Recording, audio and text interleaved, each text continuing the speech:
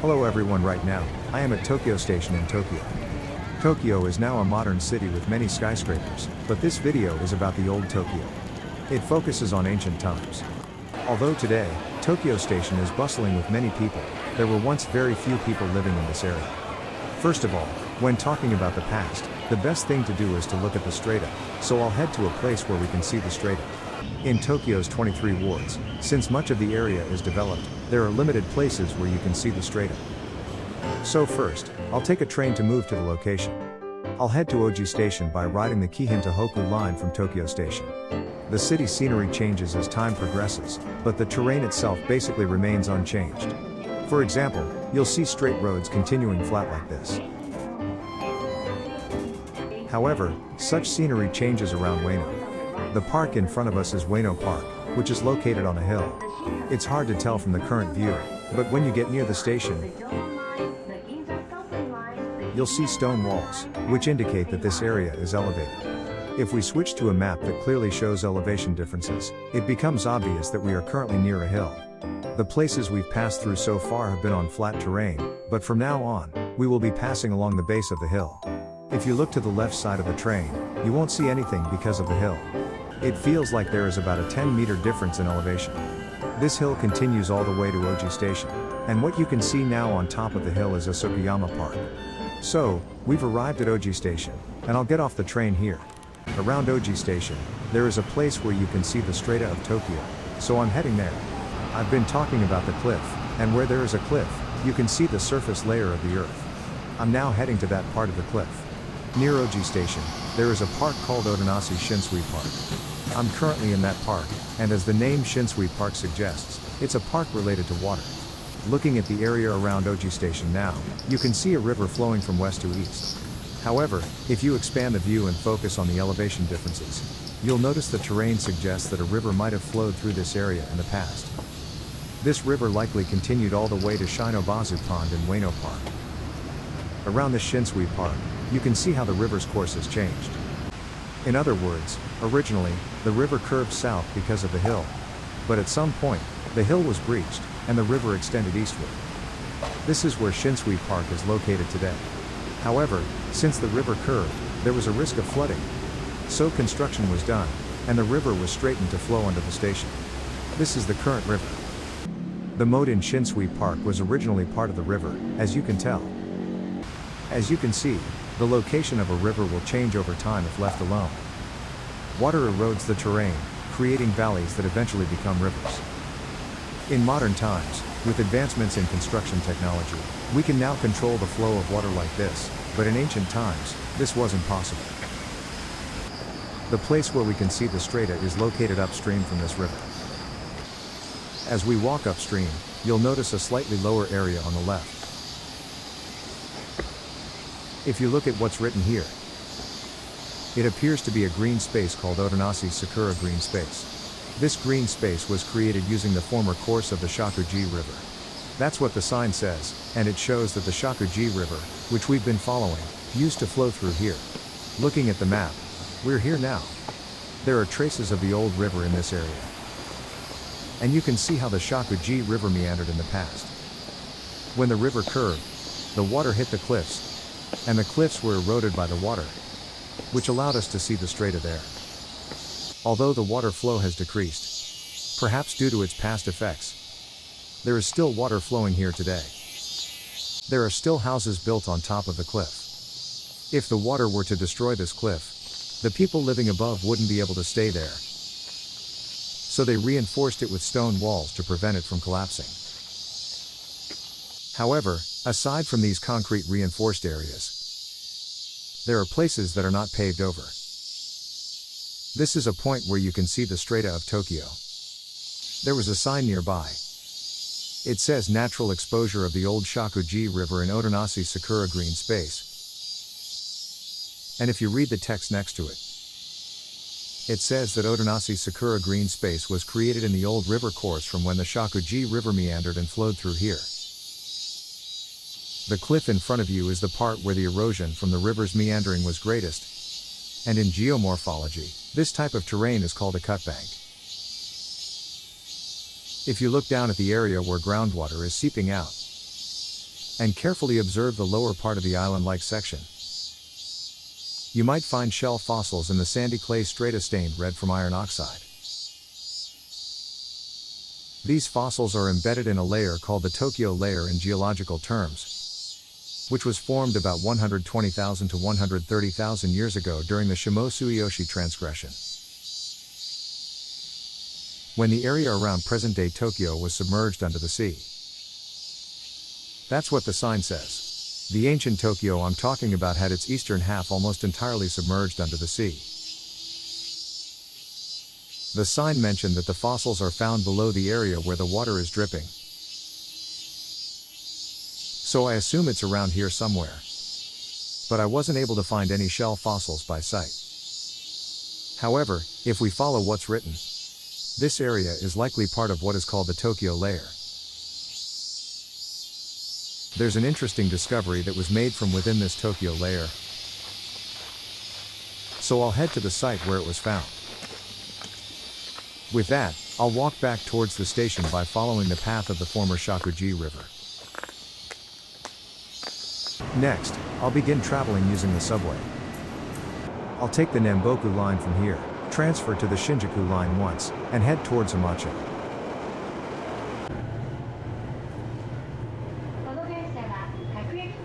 Now, I've arrived at Hamacho.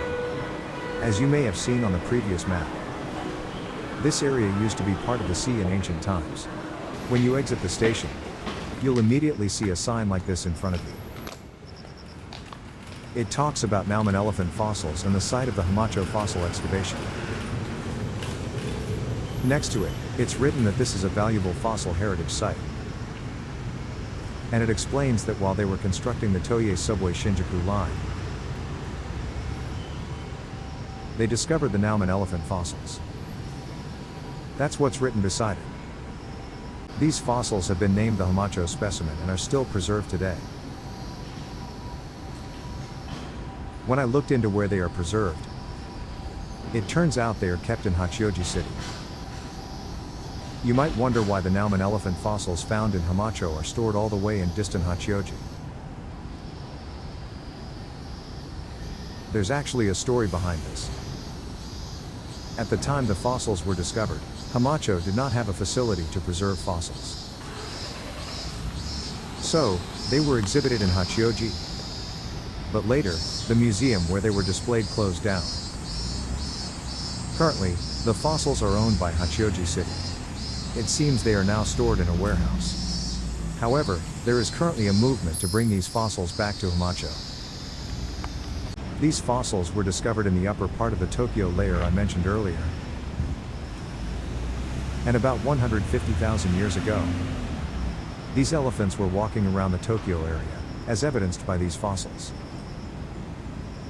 We are currently in this area, and it's likely that the Nauman elephant was swept away by the water and became fossilized as it was. That's probably what happened. What I've been talking about so far is from a time before the Jomon period, which means the Paleolithic era. Now, let's talk about the time when people began making pottery, which is the Jomon period.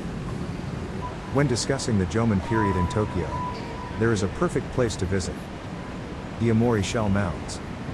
So, I'll take the Asakusa line and head towards the Omori Shell Mounds. I'll need to transfer to the Kihin-Tohoku line at Shinagawa. But if you look to the right as we go, you'll see something interesting. Japan's first railway connected Shinbashi and Yokohama. In the past, foreigners typically arrived in Yokohama, and from there, they would head to Tokyo by taking this railway, traveling north. Now, I'm heading in the opposite direction, south, but the route is almost the same. During the Meiji period, the Meiji government hired a man named Edward Sylvester Morse and brought him to Japan. He traveled along the tracks that I am now traveling on, heading north. During his journey, he discovered something interesting. Did you catch it just now? Let's go back a little. Here it says Shinagawa Ward, Omori Shell Mounds. The trains at that time were much slower than today's trains. But Morse, in a brief moment while riding the train, spotted the shell mounds and later excavated the site. That site is the Amori Shell Mounds. The excavation conducted by Morse was the first archaeological investigation ever carried out in Japan, and here stands a monument erected to commemorate the 100th anniversary of Edward Sylvester Morse's excavation. The era when pottery with rope-like patterns was excavated is the Jomon period. I exited the station and headed toward the Amori Shell Mounds. As you saw earlier along the railway, the shell mounds are visible, which means the Amori Shell Mounds are located very close to Amori Station. It's about a 3 to 4 minute walk north from here. As you walk, you'll see a sign that says Amori Shell Mounds. One thing to note is that it's written as part of Oda Ward. If you look behind you, there's also a monument that says Amori Shell Mounds, and although the path is a bit narrow, if you go in that direction, you'll find a sign that says Historical Site, Amori Shell Mounds. Let's go inside and take a look. As you go down the stairs, you can see the railway tracks. Many people who see this think, oh, this must be the Amori Shell Mounds, and leave, but that would be missing out. That's because the Amori Shell Mounds are actually divided into two sites. The one closer to the station, located in Oda Ward, is less likely to be the site where Morse conducted his excavation. The site more likely to be the actual excavation site is located in Shinagawa Ward. So, as I head north, I come across the boundary with Shinagawa Ward. And here we are at the Amori Shell Mounds in Shinagawa Ward. It seems that at one point, there was a dispute between Shinagawa Ward and Oda Ward over who had the rights to the Amori Shell Mounds, but now, the site in Shinagawa Ward is considered more likely to be the original site. Just because it's larger doesn't mean it's the real one, but this park is certainly much bigger.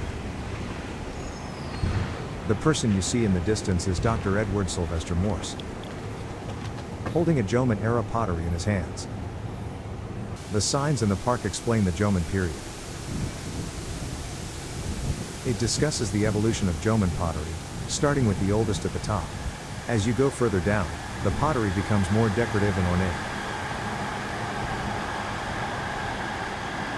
Humans who developed the ability to make such pottery could now fetch and heat water, which brought changes to their diet and way of life. The illustration in the center seems to depict life when people lived at the Amori Shell Mounds. In the center of the settlement, you can see people using pottery, likely to heat water.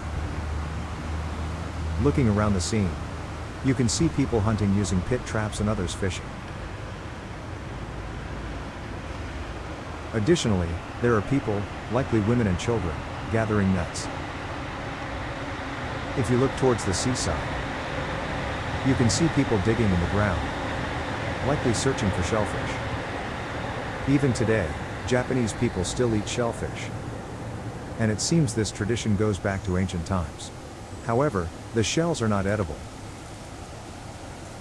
so they were thrown away in dumps like this. This is what we call a shell mound.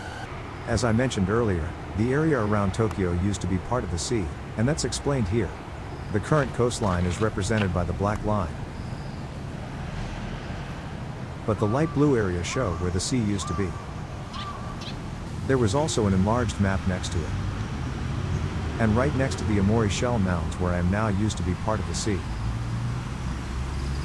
The area around the station was once underwater.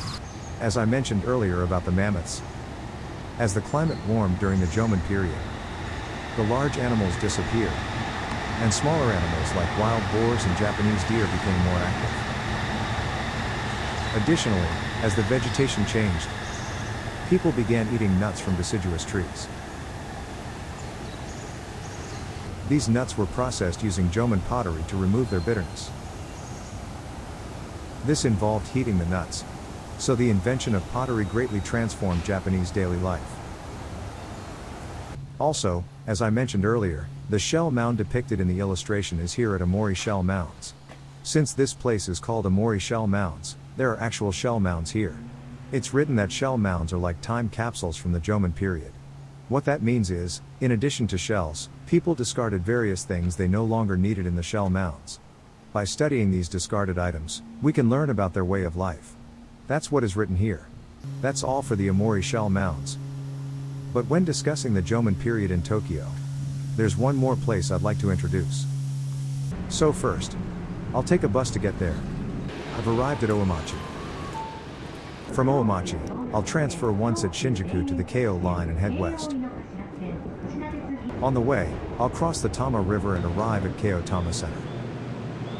As you can see, this station is filled with Sanrio characters. This is the nearest station to Sanrio Purole.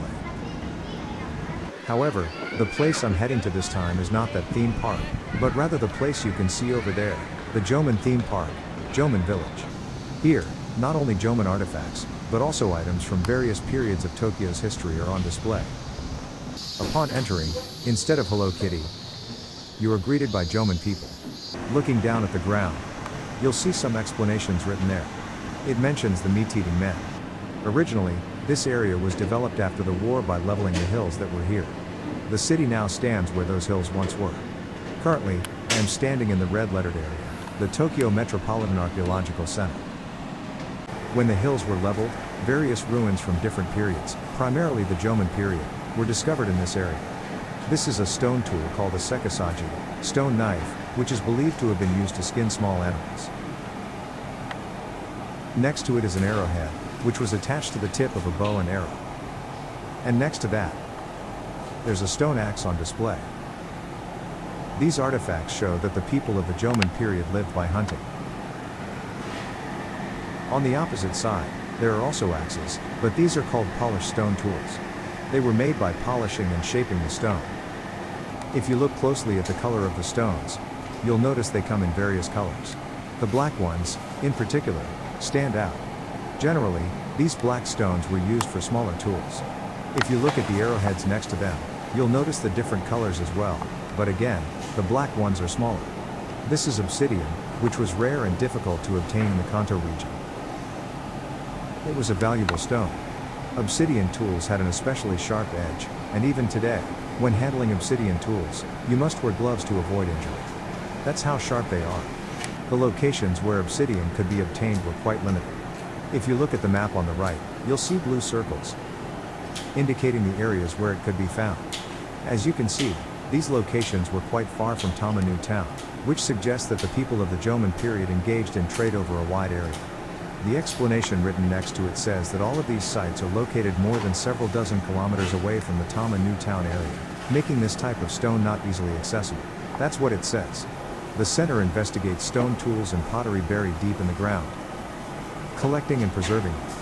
This kind of work is being carried out here at the Tokyo Metropolitan Archaeological Center. Without this facility, it's likely that ancient history around the Tokyo area would have remained unknown forever. It's a valuable place. A recreation of a settlement that once existed in this area was on display.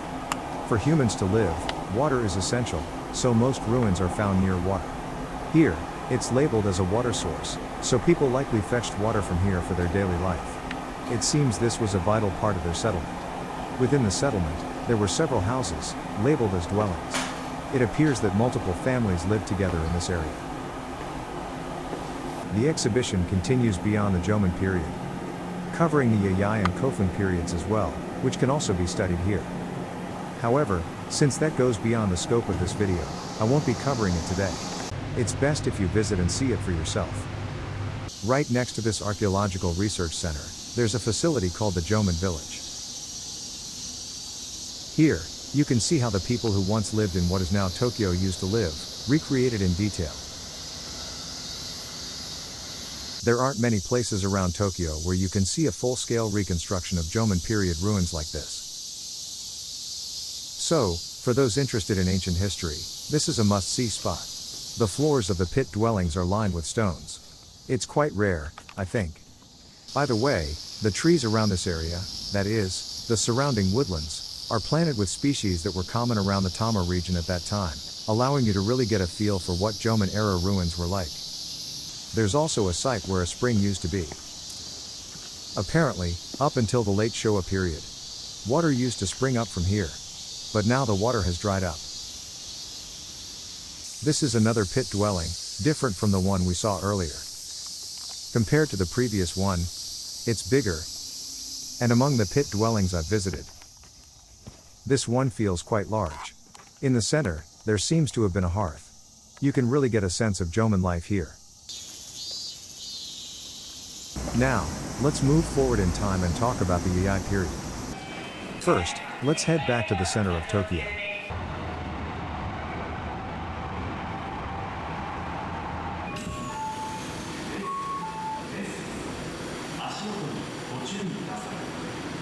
Now, I've arrived near the University of Tokyo. This is where I am now, and if you follow Kodo Toi Dori straight ahead, you'll find a monument marking the site of the discovery of Yayai pottery. Kodo Toi Dori is a slope like this, so I'll be climbing up the hill. This slope is called Yayai Zaka, Yayai Slope, and this whole area was once called Mukagawaki-Yaicho. The origin of the name is written below.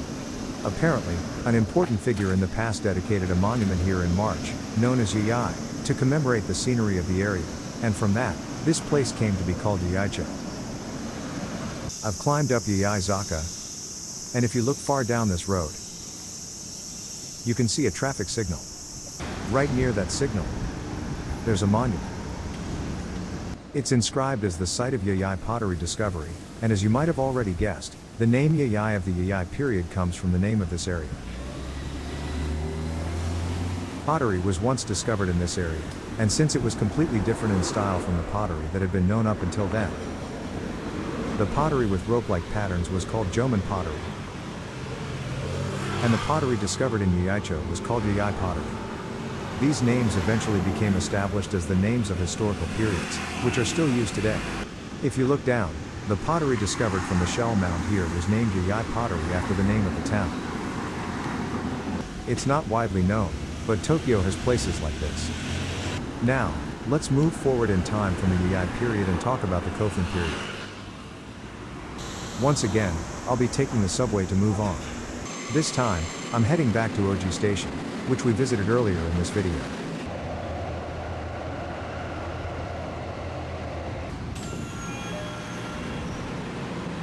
Now, I've returned to Oji Station, where we previously looked at the strata. Near Oji Station, there's a park called Asukayama Park. It's known as the place where Eiichi Shibusawa, who is now on the new 10,000 yen bill, once lived. As a result, this whole area is filled with references to Shibusawa Eiichi. However, back in ancient times, there were rivers flowing nearby, and since this area is on high ground, there used to be settlements around here. There's also a museum here where you can learn about the area's history. But unfortunately, the Asukayama Museum was closed at the time of my visit, with signs saying it was off limits. I had planned to go inside and talk about the Kofun period, but it says that today is a closed day. Since I can't go inside, there's no helping it, so I'll go and check out the Kofun, ancient tombs, around this area. There's a small hill right in front of the museum, which is probably a Kofun. From a distance, it's easier to see that it rises up unnaturally.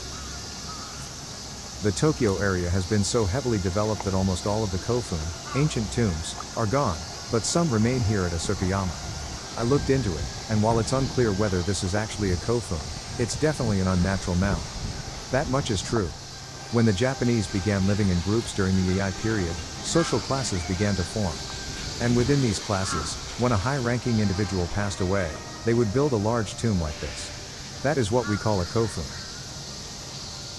I can't be sure if the previous mound was a Kofun or not, but this one has a sign clearly stating that it's a Kofun in Asukayama Park. So we can be certain about this one.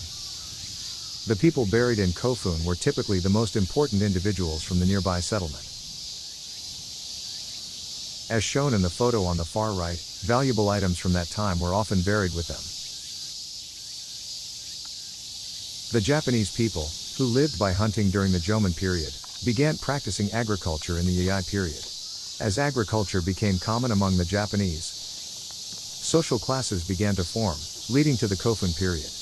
This video has shown the transition. At that time, the center of Japan was not Tokyo, but around present-day Nara Prefecture. The Yamato government, which was based around Nara, gradually expanded its influence eastward, and the area that is now Tokyo came to be known as Musashi Province. Thus, the history of Musashi Province began.